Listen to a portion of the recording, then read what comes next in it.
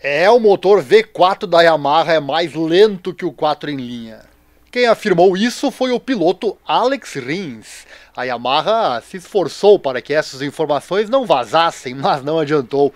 Alex Rins falou e disse que a moto com o motor novo é 2 segundos mais lenta que a configuração atual.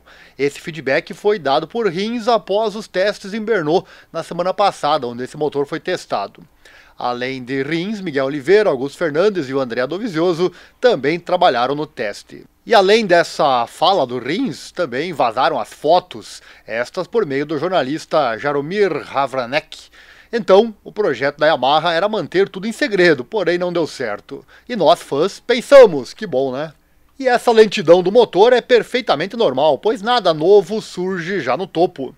O fã da Yamaha quer muito essa mudança, porém poderá demorar bastante até que esse motor se torne competitivo, pois o conjunto de situações que juntas trazem um resultado é grande em uma moto de MotoGP, e a Yamaha não tem experiência com esse tipo de motor na MotoGP. Desde a saída da Suzuki, a Yamaha é a única fabricante que ainda utiliza o motor 4 em linha. Um exemplo claro que um motor V4 nem sempre terá bons resultados é a Honda, né, que utiliza também essa motorização já há bastante tempo, tentando ser competitiva. E só agora, em 2025, é que ela começou a mostrar algum resultado, né, apesar de longe ainda do topo.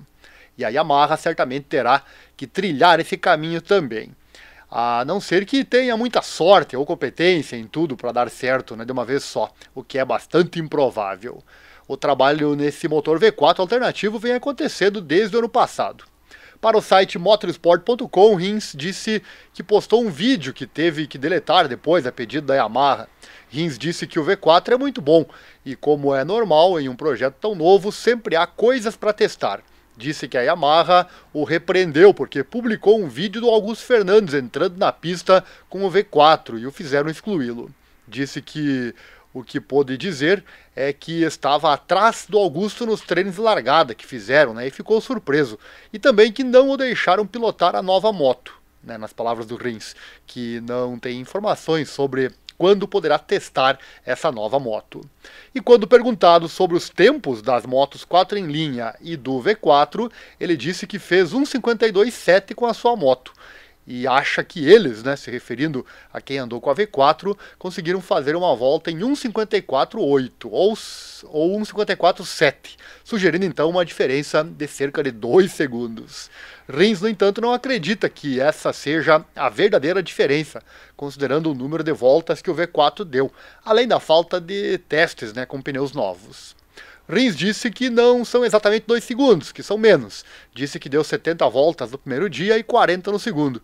E acha que eles deram 30 voltas entre os dois pilotos nos 2 dias, porque tiveram que passar muito tempo parados, montando e desmontando as coisas.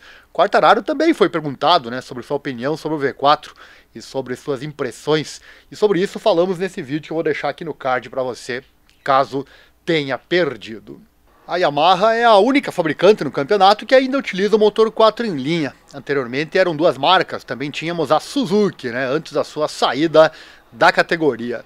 O projeto GSX-RR foi bastante bem sucedido em termos de resultados, destacando-se a conquista do título de pilotos em 2020 por John Mir, temporada em que a Suzuki X-Star foi também a melhor equipe da MotoGP.